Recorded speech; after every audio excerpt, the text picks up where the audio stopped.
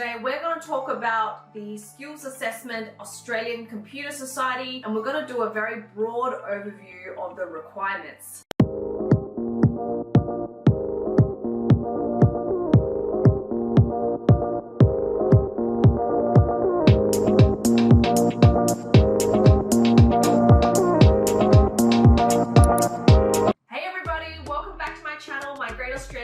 My name is Tracy Chen and I am a migration lawyer based in Australia. For those of you who don't know me, I'm the principal lawyer at Mason Chen Law Group. I've dropped our contact details below, so if you need advice about migrating to Australia, we can definitely help you there. Now, this is going to be a very broad overview of the requirements, so you can kind of see whether you're eligible or not, and you'll be like, oh yeah, I kind of meet those requirements. Then if you are interested, you can book a consultation with us, or you could visit courses.tracymigration.com.au, where I do a much deeper dive into the requirements and for you to understand them. So Australian Computer Society, ACS, we call it ACS. So if you hear anybody saying ACS, it's ACS.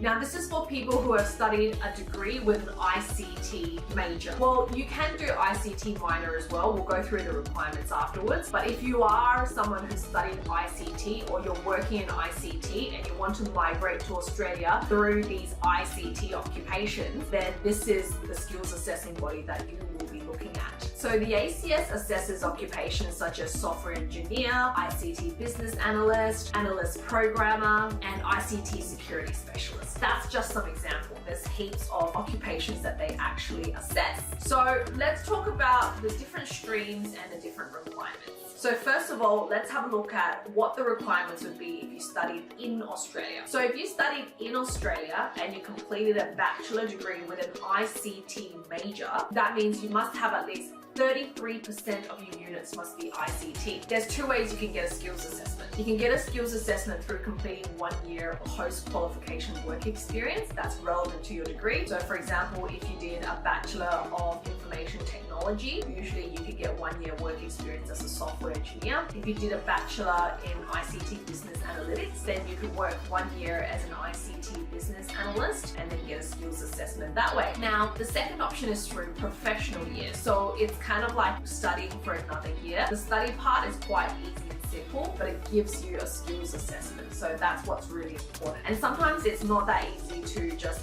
come out of uni and get a job straight away in any of the professional occupations I just mentioned. It's probably a lot easier to do professional year. And I always recommend to do it because it also gives you the opportunity to potentially apply for a skills assessment in other occupations. Because the first option I said, if you did Bachelor of Information Technology and you did 1 year of work experience as a software engineer, ACS are only going to give you a skills assessment as a software engineer. They're not going to give you a skills assessment as something else, like a developer programmer, because you didn't work as a developer programmer. Although the occupations are very similar, they're not going to give that to you. Whereas if you did PY, they're likely to give it to you, because PY covers a broad range of subjects and things to do. So PY gives you that opportunity. So I always recommend to do it. And I know it costs a bit of money, but that is also something you need to consider if you're going to study an IT degree. That's something I always mention. I say, I know that IT is great. There's a lot of potential in it. I'm totally for it. It's great for migration as well. But you need to remember that the skills assessing is not simple. You need to have the work experience or PY. So you've got to be prepared